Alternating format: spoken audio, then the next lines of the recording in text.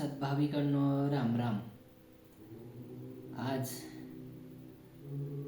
एका महत्त्वाच्या प्रश्नाचं उत्तरादाखल हा छोटासा व्हिडिओ आहे. अनेक व्हिडिओ इकडे तिकडे तुम्ही इन्स्टा, सोशल मीडियाला, यूट्यूबला बघत असतात आणि प्रत्येक जणाचं मत वेगवेगळं आहे. तर मतांतर आलं की खूप गोंधळ होतो, कुणाचं मानावं.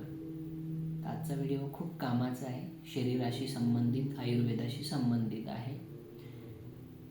जेवताना पाणी प्यावं की नाही, जेवणाच्या पूर्वी पाणी प्यावं की नाही, जेवण झाल्यावर पाणी प्यावं की नाही, अनेकांचे मत आहे. कुणी म्हणतं प्या, कुणी म्हणतं पिऊ नका.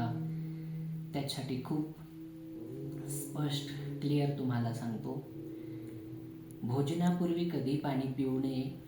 मेटाबॉलिझम सिस्टम, चयापचय सिस्टम खराब होतं, अग्निमांद्य तयार होतं आणि त्याने अशक्तता, कृशता येऊ लागते शरीरामध्ये आणि पचन बिघडतं.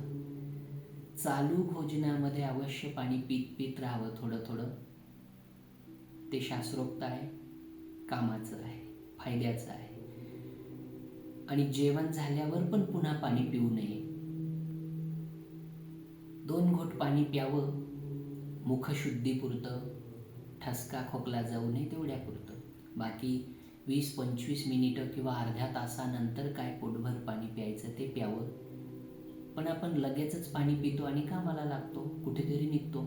खूप चुकीचं. त्याने अत्यंत लठ्ठपणा येतो.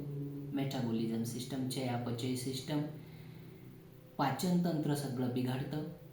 जठराग्नी मंद होऊन जातो आणि तिथून अनेक रोग निर्माण होतात. लठ्ठपणाही येऊ लागतो. म्हणून संक्षिप्तमध्ये लक्षात ठेवा, जेवणाच्या अर्धा तास आधी पण पाणी पिऊ नये, जेवण झाल्यावर तितकाच वेळ पाणी पिऊ नये, जेवण चालू असताना पाणी प्यावं. 90% आजार इथेच ठीक होतील. श्रीराम.